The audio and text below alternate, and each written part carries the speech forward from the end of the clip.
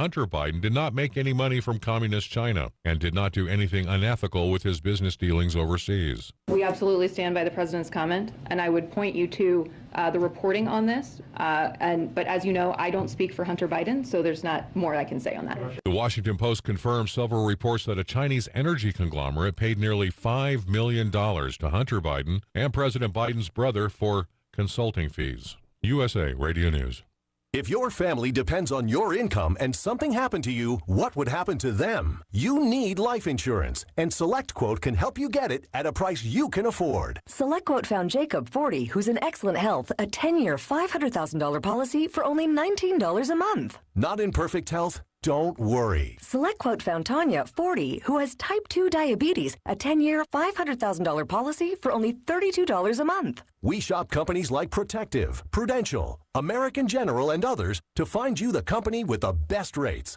Give your family the security they need at a price you can afford. For your free quote, call 1-800-272-1955. That's 1-800-272-1955. Or go to SelectQuote.com. That's 1-800-272-1955. SelectQuote. We shop, you save. Get full details on the example policies at selectquote.com/commercials. Your premium could vary depending on your health, issuing company, and other factors. Not available in all states. In an effort to curb fuel prices in the United States, President Biden is ordering release of gas from the Strategic Petroleum Reserve of 1 million barrels per day on average for the next 6 months. This will take our reserves down to half, and no plans were announced by Biden to replenish the emergency reserve. It's time for Farm and Ranch headlines on the Southeast AgNet. I'm Tyron Spearman reporting. USDA's Ag Statistics Service has issued the first estimate on crops to be planted this year. Always comes out on March the 31st. Checking on peanuts. Growers intend to plant 1.57 million acres. That's down 1% from last year. In Georgia, the largest peanut state, they're expected to plant about 730,000 acres, but that's down 3% from last year. Alabama's expected to be down 5%, and Florida down 6%. In other states that'll have increases include Mississippi, North Carolina, South Carolina, Texas, and Virginia. In other crops, corn at 89.5 million acres to be planted. That's down 4% from last year. All cotton is up 9% to 12.2 million acres. On soybeans, 91 million acres. That's up 4% from last year. And all wheat estimated at 47.4 million acres. That's up 1% from last year. This represents the fifth lowest all wheat planted area since records were started to be kept in 1919. But overall, peanuts will be down 1% overall, including some big drops in Georgia, Florida, and Alabama. The Environmental Quality Incentives Program, or EQIP, is a continuous sign-up program allowing landowners or operators to apply for financial and technical assistance from many types of conservation practices. And USDA's Natural Resources Conservation Service in Florida has made it easy to get more details. Just log on to www.fl.nrcs.usda.gov. You'll find links to more detailed information on the overall EQIP program, or simply stop by your local NRCS office. Southeast AgNet Radio Network. Cotton producers not only here in the Southeast but across the country. Your trusted agriculture news provider for the deep Southeast. I'm Tyron Spearman for Southeast AgNet. When it really counts, depend on the source for the latest weather updates, keeping you ahead of the storm. 96.3 FM, 1370 AM, The Source. Today will be mainly cloudy with a couple of showers and a thunderstorm and a high of 81 to 89. Then cloudy this evening, then partly cloudy late with a low of 68 to 70. Cloudy on Saturday, drenching thunderstorms which can be severe, high 82 to 90. Thunderstorm in spots Sunday morning, otherwise cloudy with a high of 80 to 85. From the Florida Weather Center, I'm Holly Holdren. You know what you want to do in retirement, but do you know how to get there? Join Gary and Don Crawford of Pinnacle Retirement Advisors for Retirement with Pinnacle, Saturday mornings at 9 to get answers to your retirement planning questions. Plan today so you can do the things you've always dreamt about doing in retirement.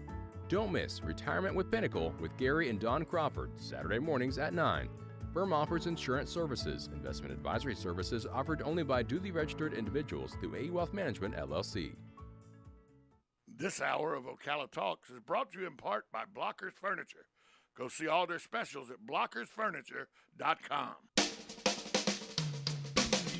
This is Ocala Talks with Tom Schmidt, bringing stories that are important to our community in and around Ocala. Plus, of course, a splash of sports as well. Now, here's your host, Tom. Welcome back on a Friday, hour number 2 of Ocala Talks. By the way, Ocala Talks, I just want you to know, my lovely wife Susan is in the building right now. Good morning. Good morning, my love. I do want you to know that Ocala Talks represents well and was a victor again last night at trivia. Oh, at trivia, yes. And we didn't use our phones, although we've been blamed for cheating. I don't know how I cheat when 20 seconds after the question is asked, we turn our answers in, but, you know, we win too much. People don't like winners. Winning, it's like I got tiger blood running through me. Yes, that's exactly what I would associate that with. Oh, Charlie Sheen, he'll never live that down. Tiger blood. But so it is Ocala Talks on a Friday. Hey, I want to bring you an update on a story we talked about earlier in the week. There's been a third arrest made by the Ocala Police Department close to a week after the man was shot. The young man, 23-year-old Jacory McCullough, was shot in the convenience store parking lot. The third suspect is a 14-year-old teenager. There's already another 14-year-old teenager in custody, and an 18-year-old Leandre Rashad Cox, the 18-year-old, had already been in custody. Those two. Now a third 14-year-old boy has been taken in custody. He's been charged with principal to murder. If you remember, there was a argument in the parking lot of the the 7 Days convenience store, and over somebody taking a backpack, trying to steal a backpack. There was a fight that ensued, and a gun was pulled, and subsequently 23-year-old was shot and later died from his injuries at the hospital. Well, now these three have been charged. 2 14-year-olds and an 18-year-old have been charged with murder and principal to murder. Where's the outrage? Where you at, Black Lives Matter? 23-year-old black man gunned down in the parking lot of a convenience store by 3 African-American youth, 2 of them teenagers, juveniles. Where's the picket signs? When are we going to have a martyr parade? I'll wait.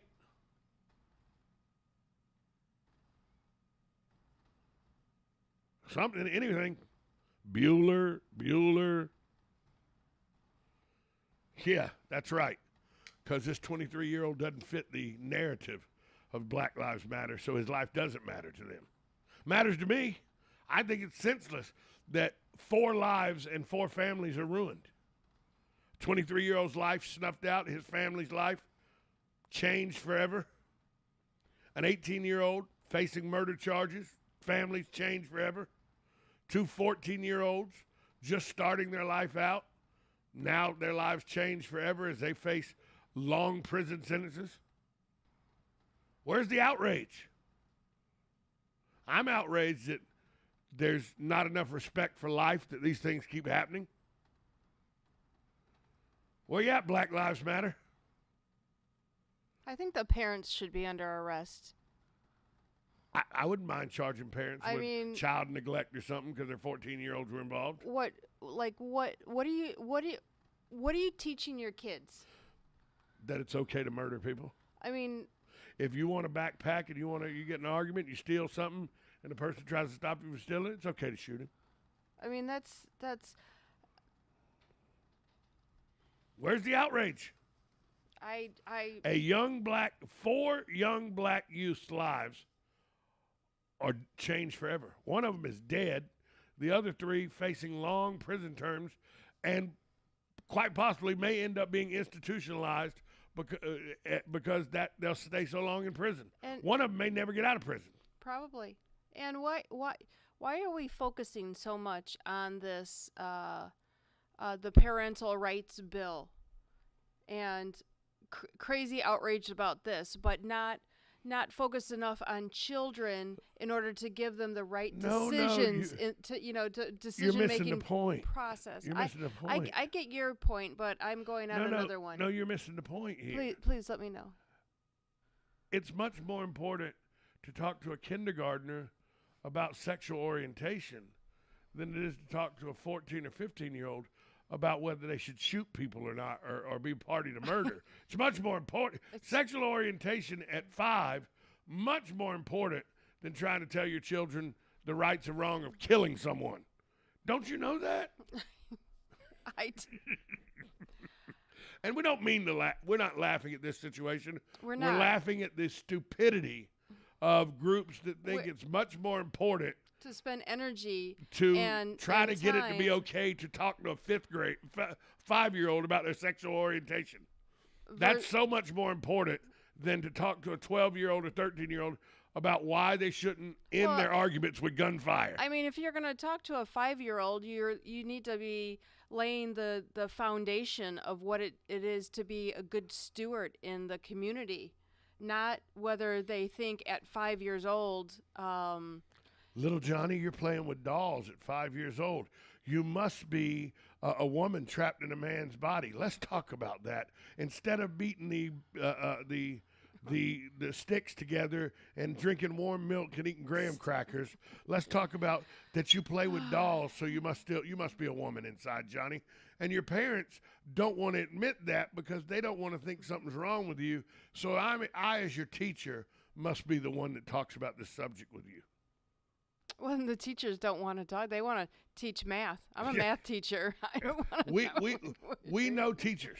We know teachers that have said we want nothing to do with teaching about transgender. We want to teach the subject. I want to teach history. Yeah. I want to teach. This is what I was hired for. Not any of this. And by the way. And it's different than if a kid goes to somebody and reaches out for help, then you can get them to the right person. By the way. Which, by the way, is not us. By the way. Do you know me? You're my wife. I hope so. Do I have any transgender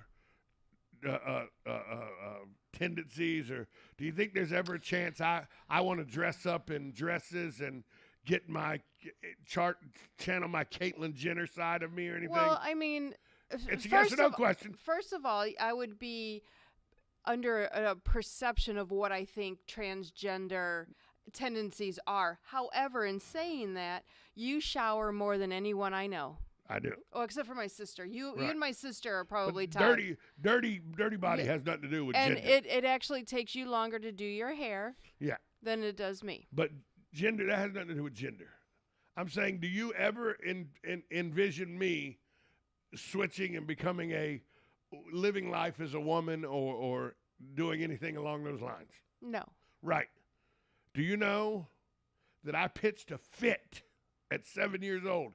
Pitched a fit to the point where my mother had to spank me in public, leave the shop. I embarrassed her so bad. You know what I pitched a fit for? She wouldn't buy me a purse at French Novelty. In this day and age, she'd have whipped me. The Department of Family and Children's Services would have showed up and said she was trying to quell me and my desire to be a woman. And so, she's holding me back. And I'd have to get counseling, and then my teachers would talk to me about, you could be a woman if you want. And how confusing is that? You know the only reason I wanted a purse? Huh. Because she was buying Donna one, my older sister. Well, and how the hell, don't leave me out. Had nothing to do with gender, had to do with Tommy at an early age wanted the entire world to revolve around Tommy, and if he was being left out of something, damn it, he was throwing a fit. Like I would really just for knowledge and we don't know that many transgender people, but we're friends with gay people, quite a few. But I would really want to know, like, what has a transgender person gone through at 3 and 5 years old that stifled their their growth in discovering themselves? That's a very good like, question. I would like to really we'll know. We'll have to wait on that question, because we got to take a break. And then we got an interview coming up next right here on Ocala Talks, 1370 AM, 96.3 FM, WOCA, The Source. Hello, gorgeous. Hi, this is Becky at Hello Gorgeous Salon. It's time to get that new look started. Let's get rid of those sun-damaged ends and faded out color and get into something rich and vibrant. Humidity is not your hair's friend. It causes your hair to capture moisture and leaves it looking dry and unhealthy. Hello Gorgeous is a certified Brazilian blowout salon. We can tame those locks, leaving your hair healthy and